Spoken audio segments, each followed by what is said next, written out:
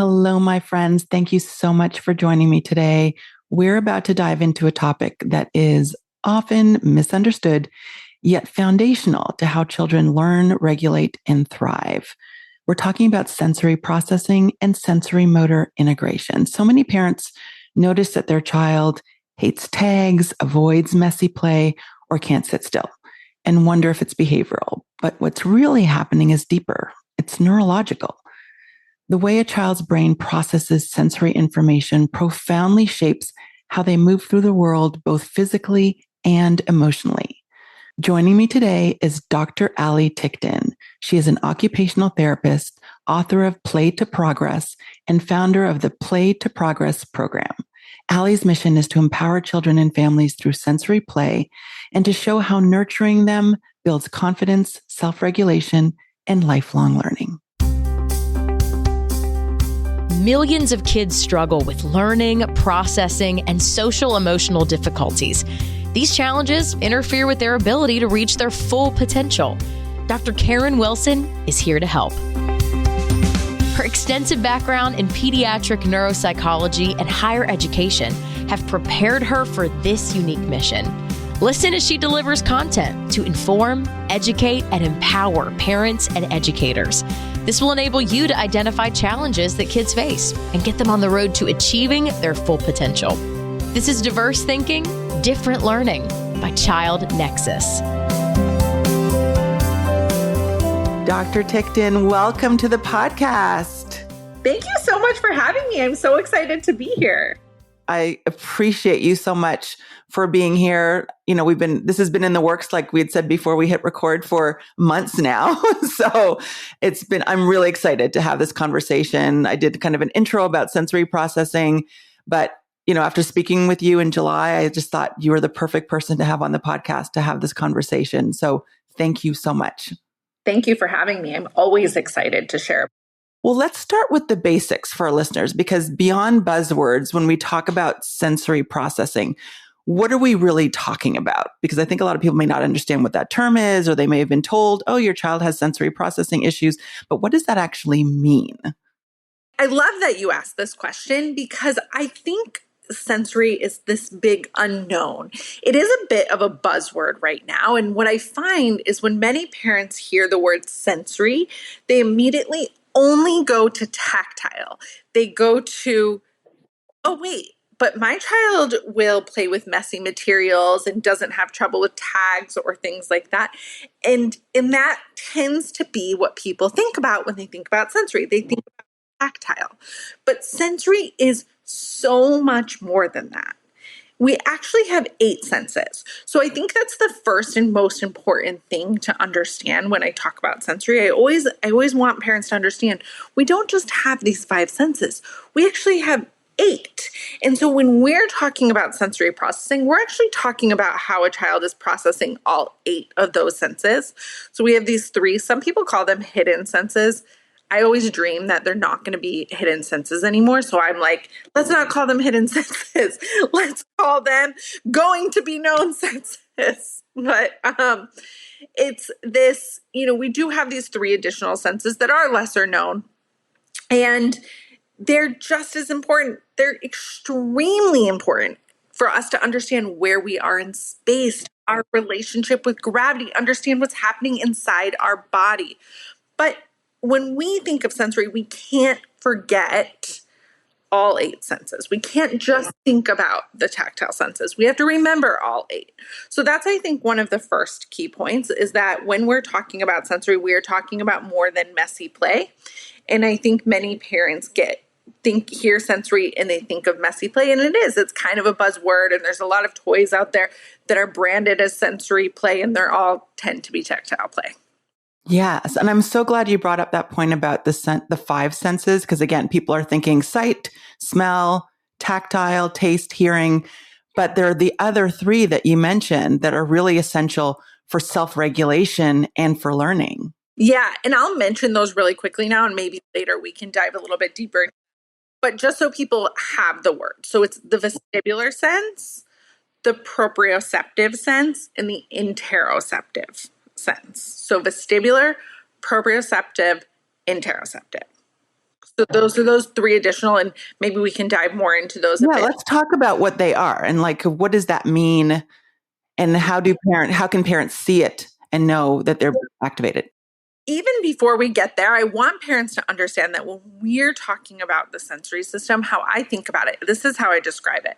When we think of a tree, what is the most important part to keep that tree thriving? It's the roots, right? And so, how I talk about the sensory system and how I try to explain it is our sensory system, our eight senses, and how we process this input. It's essentially like the roots to our tree. We can't see it, but it's vital for the trunk and the branches. So what is our trunk? Our trunk I kind of call like our core skills, like maybe your bilateral coordination. Then you have your branch. Your branch is the actual skill that I think many parents focus on. Is my child able to cut? Right? Things like that. But we have so many skills below those branches. And then in those roots, our sensory system that we don't see, but it's vital that we're engaging a child's sensory system. And if they need support through OT and being able to process that sensory system efficiently and effectively, that we're giving that, because that's the base. That's where everything branches off of, comes off of, right? So we want to nourish the sensory system to nourish the roots to have a healthy tree, to be able to develop the rest of those skills. It even comes back, you think our first stage of development, what is it? It's our sensory motor stage of learning, right? Right. It's vital for brain development. Right. And that often comes up with families as well that I work with, that sensory motor integration and how the brain uses sensory input to guide movement and behavior. And I'm sure that you integrate that into your work as well. Of course. I mean, you and I right now, right? As we're speaking, I just heard it sound out in my backyard, right?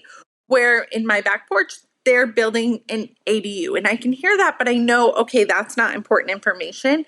I need to ignore that. My brain's automatically doing that, right? But think about it in a classroom. I have to know that Johnny, who's maybe fidgeting with something and it's making a noise, I have to make sure I'm not paying attention to that and pay attention to my teacher, right? But for some kids, that's really hard because that noise feels like so much more, right? And so that's just a very simple example, but something that's really, really important. I always say this in I'm always trying to remove the stigma around all neurodiversity, but we all have our own sensory needs. You give me a person and I can watch them for a little while, I can pick up on different things within their sensory system, right? We all have sensory needs. When I sit with parents and we're really talking about a child's sensory system, what do I often hear? I hear, kind of see their face, and then you hear them say, that was me. And what happened to me as a child is I got thrown out of the classroom. And you see them processing of how it was handled differently for them versus now having this understanding of their child. Right. And when you gave that example of the child sitting in the classroom and, receiving all of that sensory input and responding accordingly, I'm thinking about how the brain is interpreting all the sensory input. And for many kids, it's not that they're being difficult, which is often what is seen. It's that their brains are working overtime to make sense of the world and respond appropriately. Absolutely. It's not a behavior. So I am really quick. Typically, when I'll take an initial parent call or talk to a teacher, it'll be described as a behavior. The first thing I always say is, I want to reframe this in your mind. This isn't a behavior. This isn't a choice. Now, not saying there can't be behaviors mixed in or behaviors, something can start in sensory and then it kind of develops into a behavior. And sometimes we'll get what I call like the bad kid syndrome, where the child's constantly getting in trouble. They really take on that persona when it may have been rooted in sensory and they may have needed more supports, right? And so I'll give myself as an example. When I was little, I wrote a and I found it during COVID in kind of like an end of year reflection paper. We had to write things that we needed to improve on, things like that. Must have been second, third, maybe fourth grade. And in it, I wrote, that I needed to work on being fidgety. I was too fidgety. I wrote something like that, right? So it's funny because I think back to little Allie, and I was constantly like moving and taking things apart. And that was viewed as negative.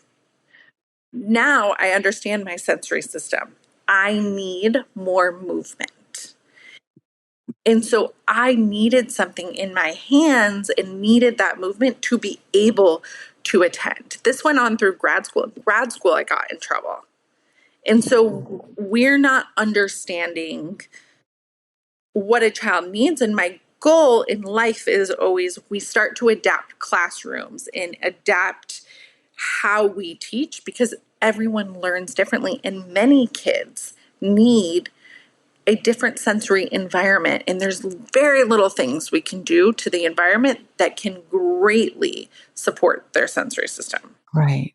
And I love the reframe of behavior, because when kids struggle with sensory issues, with sensory motor issues, it's often interpreted as a motivation issue when in fact it's a processing issue. Exactly. And that's something that I think we tend to label of like behavior. And I'm not saying there's never behaviors. There are behaviors, but we need to really help a child, one, to understand their own sensory system. So we use something, we call them body tools, and what you may call as fidgets, right? And why do we call them body tools? Well, we call them body tools because what does a fidget sound like? It sounds kind of like a toy, right? What does the word body tool sound like? The word body tool sounds like a tool for my body. And that's what they are. They're a tool for my body to help me be able to regulate and attend in class. And so we want to teach really, really little. I mean, I'm telling you can start this at 2. Really, really little, teaching kids, it looks like your body needs a tool right now. Here's a body tool. Guess what then happens?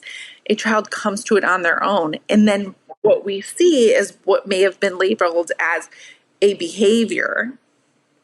We start to see, wait, they actually just needed support they needed support to be able to regulate. And now we're seeing them be able to attend. We're seeing them having more success in the classroom. And it's not always just try this one tool and that's going to work. In fact, never that. But it is a lot of work in trial and error. And sometimes a tool may work and the other times it may not. And that's why we have a variety of tools and why we build what we like to call our toolbox, right? Your body tool box. Right. And the example you gave just makes me think that it helps kids learn to self-regulate, because they recognize what it is they need and then seek out that tool that helps them to self-regulate. You got it. And our senses, used in different ways, can be either dysregulating or regulating, right? They can either increase, one, it depends how you're processing sensory input. That's going to have an impact. But also, two, our senses used in different ways can either be, they can increase our arousal or decrease our arousal. And I'll give you an easy example. So our vestibular sense, it's essentially our sense of movement, okay? So vestibular input is movement. When we rock a baby to sleep, we're using vestibular input in a very calming way. It's very rhythmic and slow, right? So that's going to help lower the arousal. That's going to help us calm. Now, when I'm out on the playground on a tire swing, really going fast and spinning and having a blast, what is that going to do? That's going to increase the arousal. So the same input used in different ways is going to increase or decrease our arousal.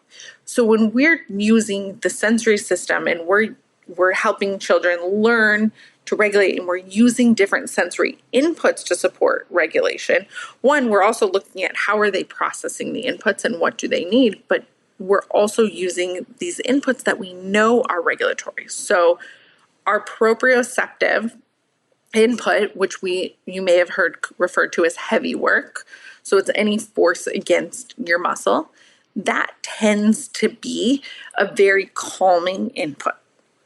And so you likely have heard someone, if you've ever been around OTs, they've said, do heavy work. And sometimes you even hear teachers say it because they've heard so many OTs say, do heavy work. What are they saying? They're saying provide proprioceptive input, which can help calm, right? It really supports our regulation. It's grounding, helps us understand where we are in space, and helps to lower that, right? It helps us to regulate. And so that's really what it's all a big science, and everyone's sensory system is very different. But we want to figure out, how is a child processing sensory input? And what tools do they need to support their learning, to support their coordination, to support their regulation? There's so many things, right? And so that's really just like the most simple base, but how I always come back to, and what I always say to parents is, think of it like the roots. We need to look what's going on in the roots. We need to see what is happening in the roots, and then we need to make sure those roots are nice and healthy. We need to nourish them with sensory inputs. We need to really look at, how is a child processing, make sure they're processing it efficiently and effectively. We talk about, I won't get into too much of the lingo of what we talk about, but we want to make sure, hey, are they having a reaction that's maybe bigger than we expect, or is their bucket a little more empty? Things like that. When we're talking about the sensory system, we're looking at their coordination. We're looking at what we call, can they tell if their body's moving fast or slow? Do they understand what that sensation is? Like, can they feel that that feeling in their tummy, do they know there's a difference between that feeling of butterflies and that feeling of I'm scared, right? Of like the excited butterflies versus I'm scared, or I have to go to the bathroom, you know? Yeah. And I'm thinking about, what you had mentioned before about behaviors. And for parents who might be listening and thinking, this sounds like it might be something that would be helpful to my child. For individuals who are seeing the behavior, but are now thinking, after listening to you, this might be sensory or sensory motor. Maybe you can talk about how those issues show up in a child's day-to-day life. So maybe some of those behaviors might be misinterpreted, and with a better understanding, whether that's handwriting or whether it's playground play or even feeding, like, how are those sensory issues and sensory motor issues showing up in a child's day-to-day life that could indicate that there's an underlying issue with the roots? This is a great question. And it's funny because in my head, what's running is so many different Yes, I'm sure. The truth is, it shows up very differently in every kid, right? In different kids. Mm-hmm. And I think that's the challenge, is when people hear sensory, and this is with all neurodiversity, right? But when people hear sensory, I'm finding it gets very pinned to, well, a toilet flush doesn't bother them and their tags don't bother them. And then when we sit in front of a parent, we're like, no, but this is what's going on in your child's sensory system. They're like, I had no clue. And so it can present in a variety of different ways. It may present as a child being really rough and tumble, right? Like really like needing big feelings, right? So like even biting, okay? Big crashes. So like that deep pressure, that big feeling, coming back to that heavy work. So it may be that they're really rough and tumble. It may be that they're clumsy. It may be that they're afraid to engage, right? They're hanging back. And this is something I see. You may think, hey, this is social, when in reality, it's actually that maybe they're what we call gravitationally insecure. Their feet are afraid to leave the ground. They're avoiding climbing up that playground. And that's really simplifying it. But it can present in many different ways, from showing more physical, so from coordination to being a little more rough and tumble, being pulled back. I always say, do not forget the child who is shut down, because that's the child that often gets looked right over because they behave perfectly in school. Sometimes this kid will come home and have a big meltdown, but they behave perfectly in school. But really, we need to give that child support if they're really withdrawn and shut down. It can also come out as, hey, they're having a really hard time with fine motor skills, right? Attention. There's truly so many different ways.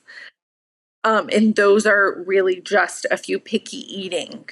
I could really go on for. Yes, I know you could, because there's so many different presentations and there's so much overlap, right? There are kids who have attention issues, have ADHD, but also have these sensory issues, individuals on the autism spectrum, sensory issues. And so there's a lot of overlap with a number of different neurodiverse presentations.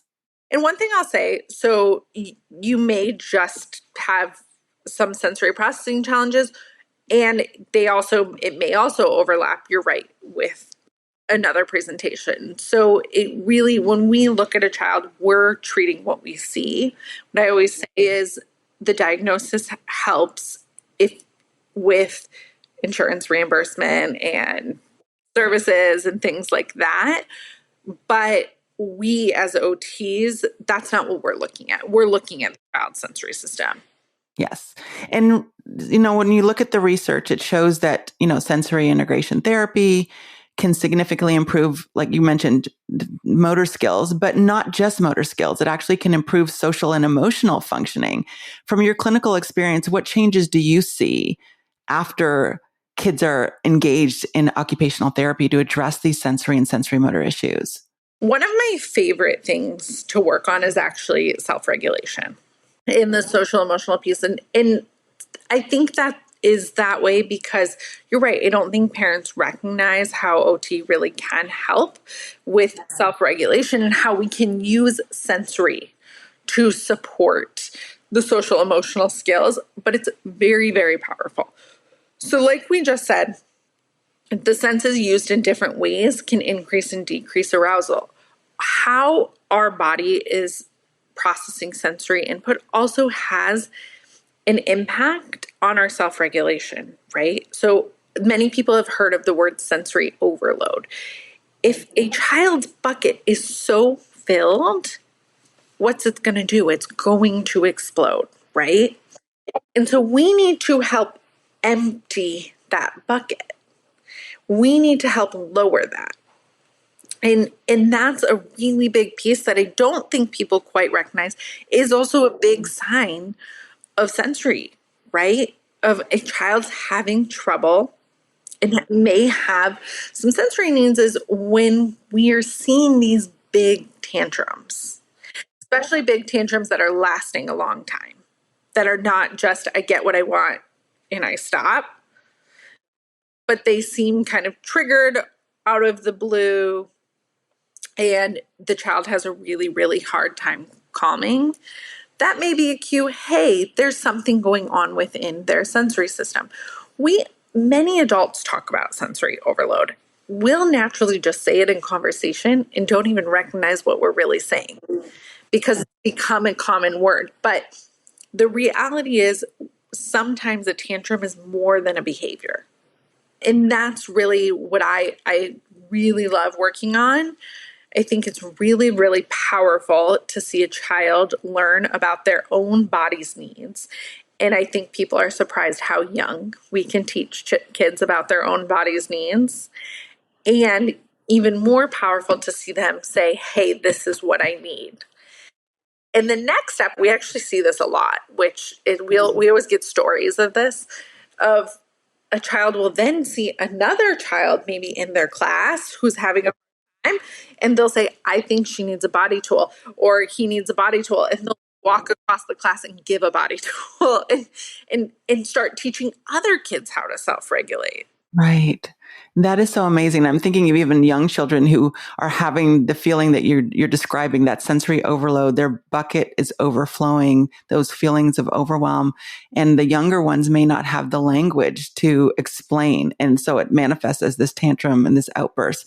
But it sounds like the work you do helps them with that language. For example, even with the use of the words body tool. And not even with the language. Yes, of course, with giving words, we use the zones of regulation program, which we love, and we use a variety of different things to help them understand, but also just helping them actually understand, how do I empty my bucket? How do I lower that level in my bucket? Right? And so helping them understand, so they're not hitting a point of sensory dysregulation. Even as adults, if you think of it, we have the language. And what do we do if you're in an airport and you're so overwhelmed and you can't find your passport and your partner says something to you, like asks you some question that's totally out of the blue? You're not going to have the nicest response, right? And you may snap. It's the same with parents. We talk about what is sensory overload in parenting, right? And we, we as adults need to also take care of our sensory system. It's important that parents are taking care of their sensory systems. And so it really is teaching a kid very young of how do I empty my bucket? How do I help? And it doesn't mean that it's going to be an instant fix. And I'm always very transparent with parents that this is a journey. We're not going to be the place that just tomorrow it's better, right?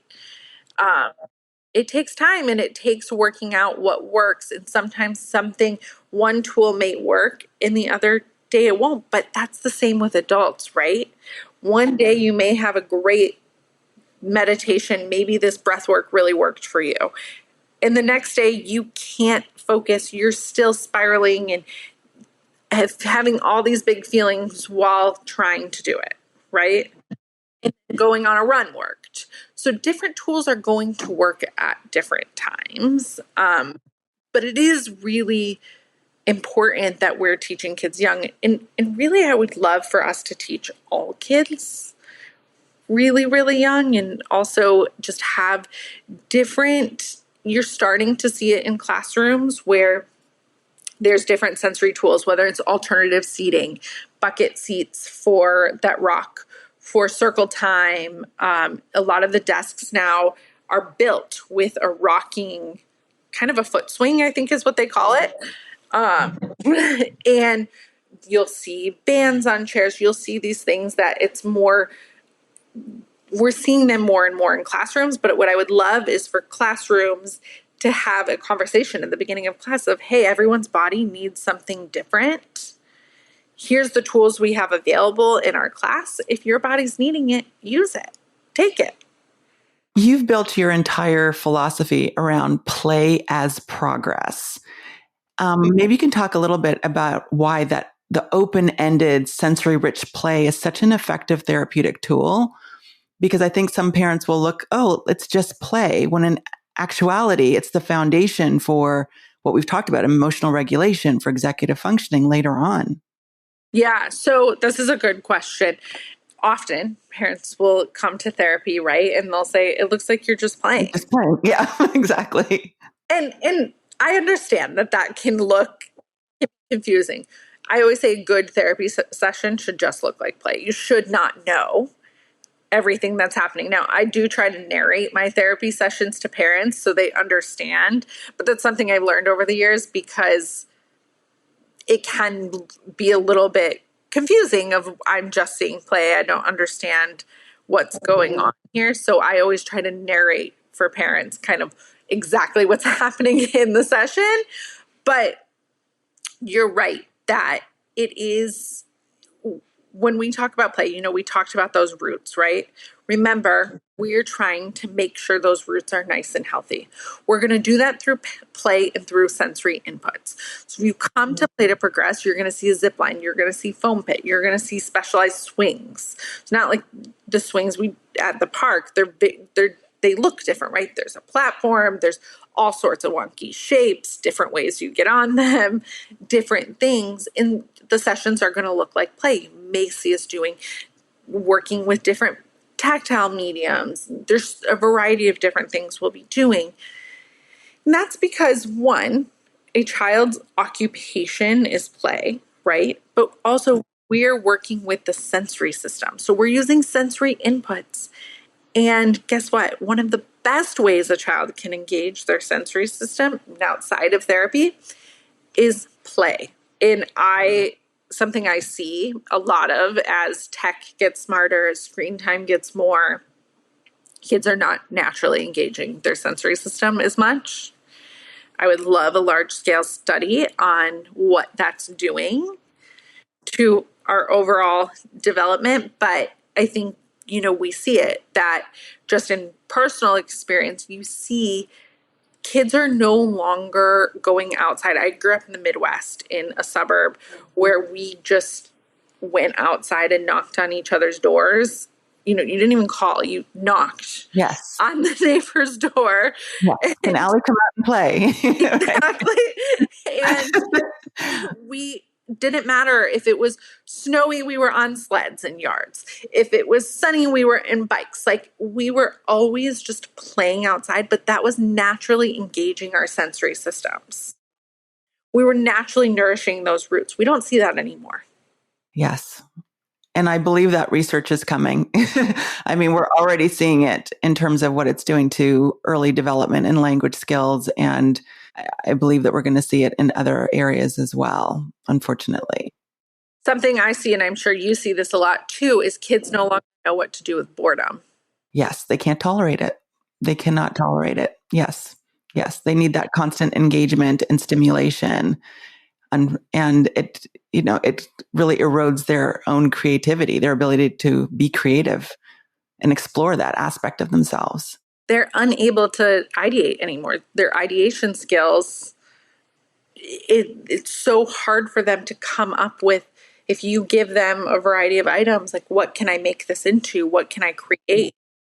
They want that, just the screen, right?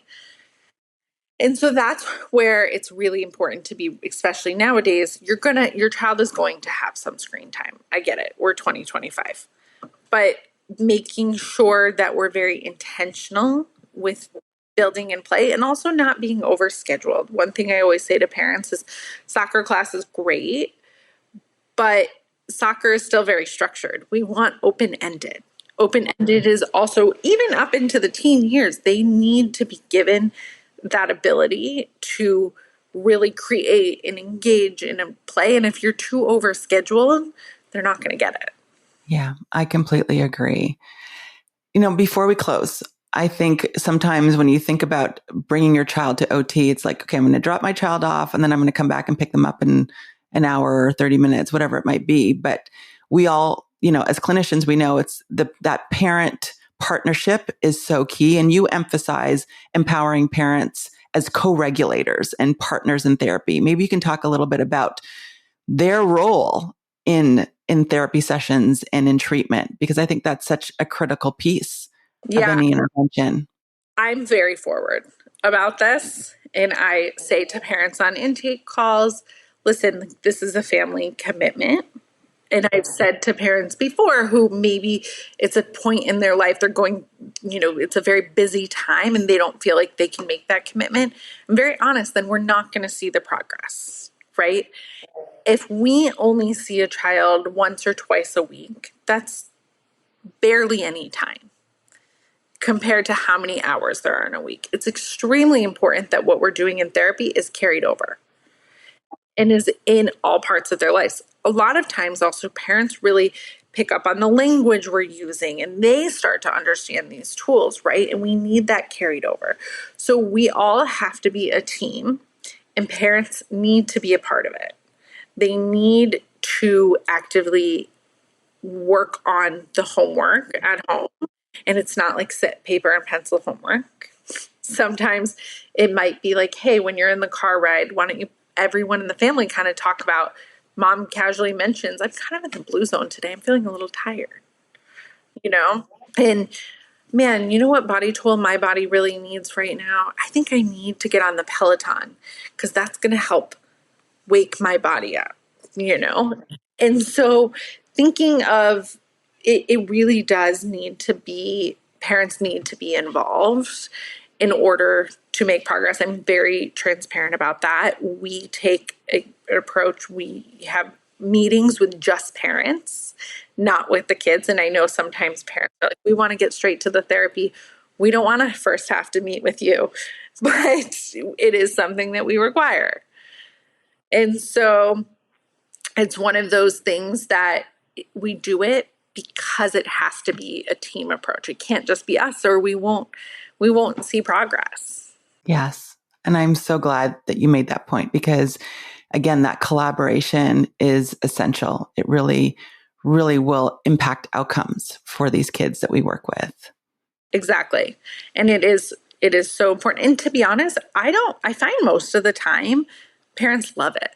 And they are like, wait, I'm understanding my own sensory system, and they're bringing it to siblings, and it goes really well.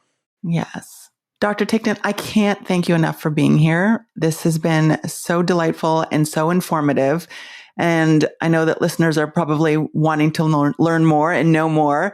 If they want to connect with you about your work, about your book, what is the best way for them to do so? So you can buy my book. It's called Play to Progress. So the book is Play to Progress. So Play to Progress, lead your child to success using the power of sensory play. You can buy that anywhere books are sold. And in that book, I really dive much deeper into the sensory system. And also there's plenty of activities in there to engage your child's sensory system. If you are local to Los Angeles and looking for therapy, we have locations in Beverly Grove area and Studio City. And that is, you can find us at play2progress.com. And you can also follow us on social media at Play to Progress. And that's kind of where you can find us. And we hope to connect. Wonderful. And I will put a link to the social media, the book, and your website in the show notes. Thank you again for this conversation. I appreciate all the work that you're doing.